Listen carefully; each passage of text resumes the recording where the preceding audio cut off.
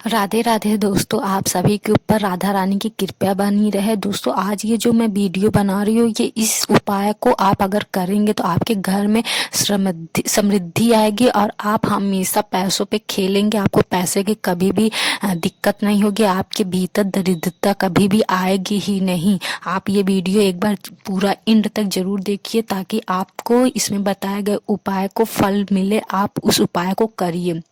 तो दोस्तों, वीडियो शुरू करने से पहले मैं एक रिक्वेस्ट करती हूँ कि आप कमेंट बॉक्स में जयकारा ईश्वर की जरूर लगाएं। आप जिस भी ईश्वर को मानते हैं, जिस भी भगवान की आप आराधना करते हैं, आप कृपया करके उसमें कमेंट जरूर लिखें।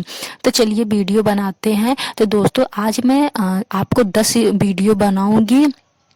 उससे बहुत ही ज़्यादा जो भी 10 उपाय मैं बताऊंगी वो बहुत ही ज़्यादा शुभ है। आप वो उपाय करेंगे तो आपको बहुत ही ज़्यादा फायदा मिलेगा।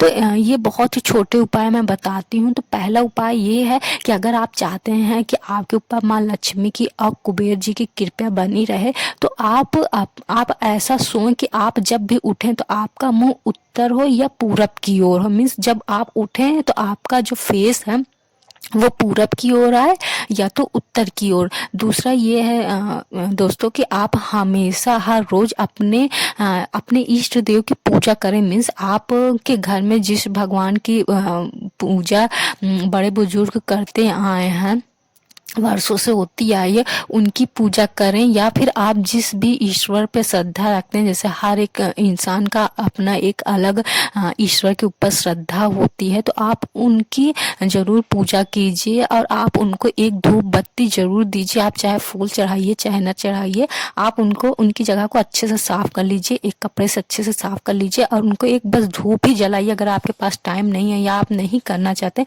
तो जस्ट आप एक धूप अगरबत्ती जलाइए जरूर। तीसरा ये है दोस्तों कि आप अपने घर में जो भी ईश्वर के को माला चढ़ाते हैं, फूल अर्पित करते हैं, जो भी उनका सामान रहता है, भोग वगैरह होता है या फूल वगैरह होता है, वो भी कभी आप सूखने नहीं दीजिए। आप उसको हमेशा सूखे फूल को घर पे नहीं रखें। आप उसे हमेशा जल में प्रवाहित कर दें या किसी तालाब में डाल दें या तालाब के किनारे ही डाल दें, तो वो अपना जो तालाब का कचरा वाला रहता है वो अलग उठा के ले जाते हैं। या किसी सूखे कुएं में डाल दीजिए, उसको आपको घर पे नहीं रखना है। या फिर आप इससे अच्छा कीजिए कि आप इसको अच्छे से मतलब कि मैश करके इसको आप अपने घर के जो आपके गमले हैं उसमें डाल दीजिए, तो ये खाद का काम करेगा। या फिर आप किसी पेड़ के नीचे रख दीजिए तो वो खाद का काम करेगा। चौथा ये है दोस्तों कि अगर आपका राहु बहुत ही ज्यादा अशुभ फल दे रहा है, मीन्स आपको राहु परेशान कर रहा है, तो राहु परेशान करते हैं तो आपका कोई भी काम नहीं बनता है और आप का जो भी मीन्स आपके भीतर एक चिड़चिड़ापन आ जाता है। आपको आपके अंदर एक मतलब कि गंदी वाली हरकत आ जाती है। आपको निगेटिव थॉट्स आ जाते हैं और गलत आपको काम की आदत हो जाती है। आपको सोना ज्यादा हो जाता है, सोना मतलब सोना नींद आपको आप ज्यादा सोने लगते हैं और आपका मीन्स आप सफाई नहीं रखते, आप नहाते नहीं, कपड़े साफ नहीं करते, बिना प्रेस के आप कपड़े पहनते हैं, तो ये सब होते हैं। अगर आपके अंदर भी आपको लगता है कि ये सब चीजें आपके अंदर आ गई हैं तो आप किचन में ही खाना खाइए। किचन में खाना खाएंगे, वैसे भी पहले हमारे यहाँ घरों जो किचन होता है वहीं पे लोग खाना खाते थे, बट आज की जनरेशन चेंज हो रही है, तो आप वहीं पर किचन में बैठ के खाना खाइए। तो ये बहुत ही ज्यादा शुभ होगा। और आप बिस्तर में कभी भी खाना नहीं खाइए। अगर आप ध्यान दीजिएगा, अगर आपको बिस्तर में खाने की आदत हो गई हो, चाहे ठंड हो चाहे गर्मी है, तो इसका मतलब कि इसमें 100% आपका राहु बहुत ही ज्यादा अशुभ फल देता है। बिस्तर में मतलब चेयर रहती है और भी बैठने की जगह रहती है, बट आपको बिस्तर ही नजर आता है बैठने के लिए, तो इसका मतलब है कि आपका राहु खराब है। तो आप ऐसे काम मत कीजिए, नहीं तो आपका राहु और भी ज्यादा खराब होगा।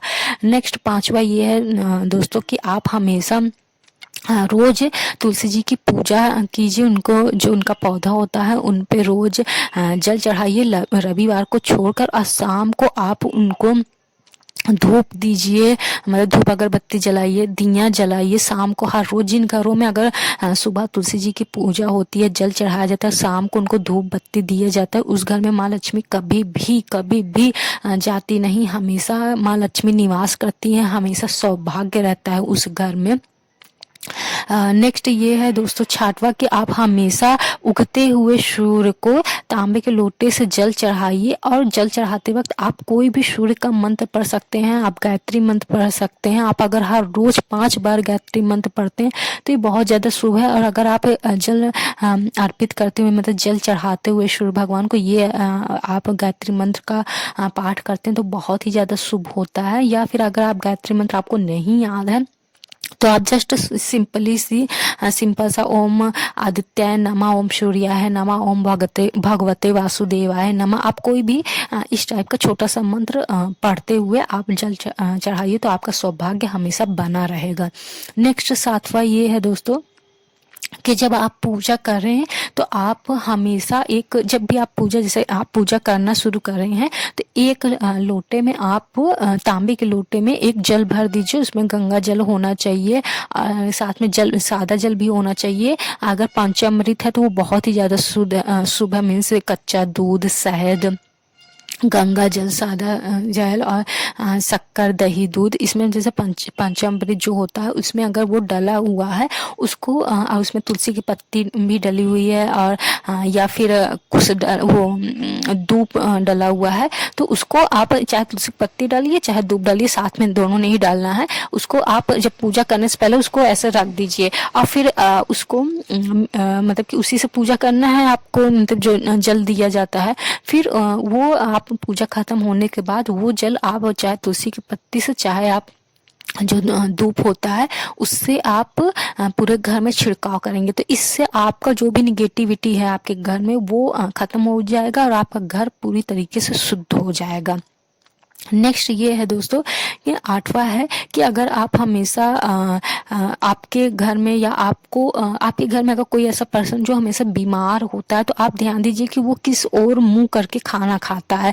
अगर वो उत्तर की तरफ, वो 100% उत्तर की ओर मुंह करके खाना नहीं खाता है, जो इंसान उत्तर की तरफ मुंह करके खाना नहीं खाता उसको हमेशा कोई ना कोई प्रॉब्लम होती है। अगर आपके साथ कोई भी हेल्थ इशू है तो जस्ट इसका मीन ये है कि आप उत्तर की ओर मुंह करके खाना नहीं खा रहे हैं। तो हर फैमिली के हर मेंबर को उत्तर की ओर मुंह करके खाना चाहिए। बाकी के जो वो होते हैं मीन्स मुखिया होते हैं, जो लीडर होते हैं, जिनका कहना पूरा घर मानता है वो उनको पूरब की ओर मुंह करके उनको खाना चाहिए। तो अगर आप ऐसा करते हैं तो आपके घर में कभी भी कोई बीमारी नहीं आएगी और आप हमेशा हेल्थी रहेंगे, स्वस्थ रहेंगे। और नेक्स्ट 9वां ये है दोस्तों कि आपके घर में जो भी रोटी बनती है उसकी जो पहली रोटी आप बनाते हैं, छोटी सी बनाते हैं, उसको गैस में मतलब चूल्हे में चढ़ाया जाता है, वो तो भोग होता है अग्नि देवता का। लेकिन जो मतलब कि उसके बाद जो बड़ी रोटी बनती है उसको हमेशा गाय को देनी चाहिए। और जो आखिरी रोटी बनती है उसको कौवे को देना चाहिए। और अगर आप मतलब कि 4 रोटी निकाल सकते हैं तो हमेशा आप जैसे 4 रोटी लीजिए, पहली रोटी गाय को, आखिरी रोटी कौवे को और एक रोटी आप उनको दीजिए। सॉरी, एक रोटी गाय को पहली रोटी, आखिरी रोटी कुत्ते को और जो दूसरी रोटी है वो कौवे को दीजिए और चौथी रोटी होती है जो वो आप चौराहे में रख दीजिए। तो कोई भी खा लेगा, जिसकी भी ज़रूरत होगी, जो भी जानवर को ज़रूरत होगी वो खा लेगा। अगर आपके पास आप 4 रोटी नहीं रोज़ निकाल सकते क्योंकि इतनी महंगाई है तो जस्ट सिंपली आप एक रोटी लीजिए, उसको आप 4 टुकड़ा कीजिए, एक टुकड़ा गाय को दीजिए, एक टुकड़े उसको दीजिए, कुत्ते को दीजिए, एक कौवे को दीजिए और एक चौराहे में रख दीजिए। तो वो कोई भी खा लेगा, कोई भी जानवर आपको मतलब वो खा लेगा या कुछ भी होता है। तो ये जो भी निगेटिविटी होती है इसमें बरकत होती है क्योंकि आप इस प्रकृति के जो भी जीव जंतु है आप उन्हें खाना दे रहे हैं तो ये प्रकृति आपको भी खाना देगा। और कौवे को हमेशा सादी रोटी नहीं दीजिए, उसमें गुड़ लगा के दीजिए। कौवे को क्या, आप गाय को कुत्ते को भी आपको ऐसे रोटी नहीं देना है, उसमें चाहे गुड़ लगा दीजिए चाहे चीनी लगा दीजिए, सादी रोटी किसी को नहीं देना चाहिए।